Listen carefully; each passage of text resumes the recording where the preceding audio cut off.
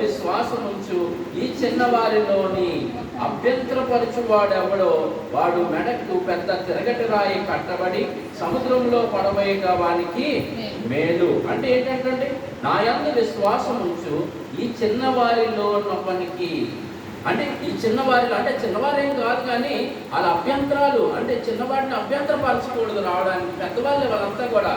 ఇప్పుడు శిష్యులంతా పెద్దవాళ్ళు కాదండి. మరి అంత పెద్దవాళ్ళైనా సరే ఆ పక్కన ఒకటి దయ్యాన్ని వెళ్ళగొడుతుంది, ఆయన పేర వెళ్ళగొడుతుందంటే ఏం చేశారు వాళ్ళు? అభ్యంతరపరిచారు. ఈయనేమంటున్నాడంటే మీరు అలా చేయడం నా యందు విశ్వాసం ఉంచు ఈ చిన్నవారిలో ఒకరిని మీరు అభ్యంతరపరచు వాడు ఎవడో వాడు మెడకు తిరగటి రాయి కట్టబడి సముద్రంలో పడవేయటం వానికి మేలు అన్నమాట. అంటే ఏం చేయాలంటే తిరగటి రాయి అంటే మీరు అనుకున్నారు, మీరు తిప్పే తిరగటి రాయి అనుకుంటున్నారా ఏంటి? ఇశ్రాయేల్ దేశంలోని ఆ పెద్ద తిరగటి రాయిలు ఉంటాయి, వాటిని గాడులు తిప్పాయి. ఏ తిప్పాయి? మనుషులు తిప్పలేరు అట్లా. అంత పెద్ద తిరగటి రాయి మధ్యలో ఓలు ఉంటుంది కదా, దానికి మనకి ఏదో పప్పు వేసుకుంటాం, ఆ ఓలికి కట్టేసి ఈ మెడ కట్టేసి ఈ సముద్రంలో పాడేమన్నాడు. దేవుని పనికి అభ్యంతరం పరిస్థితి. అదేటప్పుడు ఏమవుతుంది? సముద్రంలో పాడేస్తే ఆ రాయి బరువు అంతా ఎక్కడికి పోద్ది? ఈ వెయిట్ మొత్తం, మనిషి ఉన్న వెయిట్ మొత్తం తీసుకెళ్ళి అక్కడ తీసుకెళ్ళిపోద్ది. ఆడు ఊపిరాడక చస్తాడు అన్న భావనతో అక్కడ మాట్లాడుతూ ఉన్నాడు. నా యందు కనికరము, అదే నా యందు విశ్వాసం ఉంచు ఆ చిన్నవారిలో ఒకరిని అభ్యంతరపరచువాడు ఎవడో అనేసి చెప్తా ఉన్నాడు. మీరు గమనించండి, మనం చూస్తున్న ఈ సువార్తల్లో యేసు ప్రభుని వెంబడించడం అంత సులువైన పని ఏమీ కాదు. మీకు అర్థమవుతూ వస్తుందేమో. యేసు ప్రభుని మనము వెంబడించడం అంత సులువేమి కాదు. ఆయనలో వెంబడించాలంటే నువ్వు తీవ్రత ఎక్కువ ఉండాలి, భక్తిలో తీవ్రత ఎక్కువ ఉండాలి.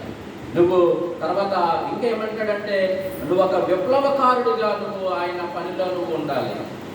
ఒక విప్లవకారుడు తను ఏదైతే ఏ పని కోసమైతే ఉంటాడో ఆ విప్లవకారుడు దానికోసమే పనిచేయాలి. రాడికల్స్గా ఎలాగైతే పనిచేస్తారో మీరు కూడా అలాగే ప్రభు గురించి అటువంటి తీవ్రత గలవారై క్రైస్తవ్యంలో ఉండాలి అని అంటున్నాడు. అంతేకాని తుమ్మితే కొంతమంది తుమ్మారనుకో వెళ్ళిపోతారు క్రైస్తవులు. కొంతమంది క్రైస్తవులు ఎటువంటి వాళ్ళంటే ఆ రోజు ఆదివారానికి వస్తారు. కొంతమంది క్రైస్తవులు ఎటువంటి వాళ్ళంటే గుడ్ ఫ్రైడేకి వస్తారు. కొంతమంది క్రైస్తవులు అంటే ఎప్పుడు వస్తారంటే క్రిస్మస్కి వస్తారు. కొంతమంది క్రైస్తవులు ఎప్పుడు వస్తారు? ఎప్పుడో జనవరి ఫస్ట్కి వస్తారు, సంవత్సరానికి. అలాంటి క్రైస్తవులు దేవుడు కోరుకుంటాడు. వాళ్ళంటే ఆయనకి అక్కరే లేదు. ఆయన ఒకటే అనుకుంటున్నాడు, ఎక్స్ట్రీమ్లో డివోషన్లో ఉన్న వాళ్ళు ఆయనకి కావాలి.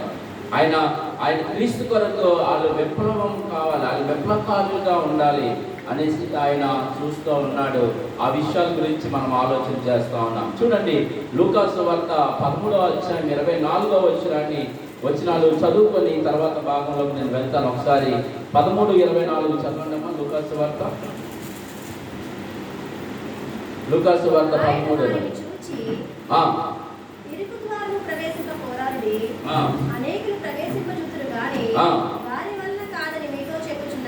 ఇరుకు ద్వారంలో ప్రవేశించాలని చాలా మంది ప్రయత్నిస్తారంటే కానీ అది వారి వల్ల కాదు అంటున్నాడు. అంటే ప్రయత్నిస్తారు కానీ వాళ్ళ వల్ల కాదు.